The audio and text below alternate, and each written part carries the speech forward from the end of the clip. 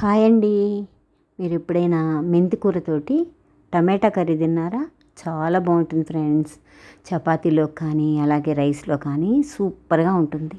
తప్పకుండా ట్రై చేయండి. నేను ఇవాళ అర కేజీ ఎర్రటి బాగా పండినటువంటి టమాటా తీసుకున్నాను.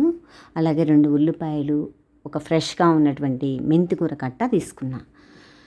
టమాటాలన్నీ సన్నగా కట్ చేసేసి, ఉల్లిపాయలు కూడా సన్నగా కట్ చేసేసి, ఆ మెంతి కూరని శుభ్రంగా కడిగేసి వేళ్ళంతా కట్ చేసేసి సన్నగా కట్ చేసి పక్కన పెట్టుకోండి. తర్వాత స్టవ్ వెలిగించి బాండి పెట్టి కాస్త ఆయిల్ వేసి, ఆయిల్ వేడెక్కగానే శనగపప్పు, మినప్పప్పు, ఆవాలు, జీలకర్ర పోపు వేసేసేయండి. 2 ఎండుమిరపకాయలు కట్ చేసి వేసేసి, ఆ పోపు అంతా వేగంగానే కట్ చేసి పెట్టుకున్నటువంటి ఉల్లిపాయ ముక్కలు వేసి పచ్చివాసన అంతా పోయేటట్టుగా వేయించేసి, అవన్నీ వేగంగానే టమాటా ముక్కలు వేసేసేయండి. ఆ ముక్కలు వేసేసి రుచికి తగ్గ సాల్టు, చిటికెడు పసుపు వేసి బాగా కలిపేసేసి మూత పెట్టేసి మగ్గిచ్చేయండి. మధ్య మధ్యలో తిప్పుతూ ఉండండి. అసలు ఈ కూర ఎంత బాగుంటుందంటే ఫ్రెండ్స్, బాడీకి కూడా హెల్త్కి చాలా మంచిది. ఆ తర్వాత కట్ చేసి పెట్టుకున్నటువంటి మెంతాకంతా వేసేసి కలిపేసేసేయండి. బాగా మూత పెట్టేసి మగ్గనివ్వండి.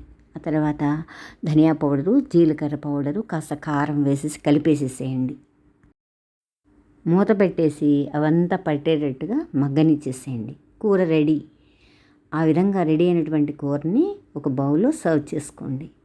థ్యాంక్ యూ ఫ్రెండ్స్, నా వీడియో వాచ్ చేసినందుకు.